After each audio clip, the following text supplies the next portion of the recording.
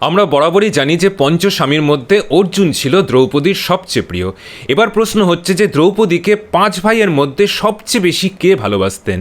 ওদিকে আমরা ভীমের নামটা শুনলেই কল্পনা করি যে খুব বিশাল আকৃতি পুরুষ, যে দারুণ গদা চালাতে পারতেন এবং মাথা গরমও ছিল বটে। সেই ভীমেরই ছিল দ্রৌপদীর প্রতি সবচেয়ে বেশি প্রেম। ভীম ভালো রাঁধুনি ছিলেন, তাই সে মাঝে সাঝে লাড্ডু ও নানা রকমের খাবার দ্রৌপদীকে তৈরি করে খাওয়াতেন।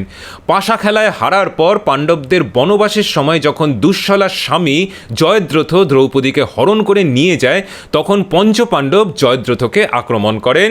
ভীম যখন তাকে গদা দিয়ে বধ করতে যান, তখনই অর্জুন তাকে বাধা দেন এবং বলেন যে জয়দ্রথকে ক্ষমা করে দিতে, কারণ তাহলে দুঃশলা অল্প বয়সেই বিধবা হয়ে যাবেন।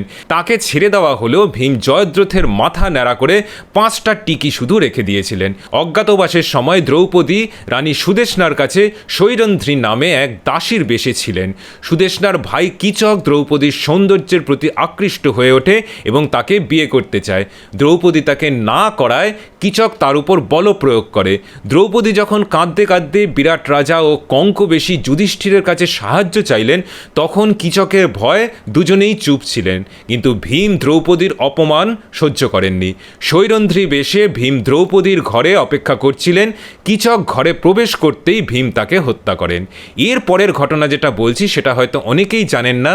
কীচকের মৃত্যুর খবর পেয়ে কীচকের 105 জন ভাই, যাদেরকে উপকীচক বলা হয়ে থাকে, তারা শ্মশানে কীচকের সাথে দ্রৌপদীকেও পুড়িয়ে দিতে চেষ্টা করে। তখন ভীম আবার তার অজ্ঞাতবাস বিফল হওয়ার ভয়কে ত্যাগ করে 105 জন উপকীচককে তার হাত দিয়েই বধ করেন। এরপরে কুরুক্ষেত্রের যুদ্ধে ভীম দুঃশাসনকে বধ করে দ্রৌপদীকে দেওয়া তার প্রতিশ্রুতিও পূরণ করেছিলেন। দুঃশাসনের বুকের রক্ত দিয়ে দ্রৌপদীর চুল ধুয়ে পাশা খেলার সময় দ্রৌপদীর বস্ত্রহরণের অপমানের শোধ নিয়েছিলেন ভীম।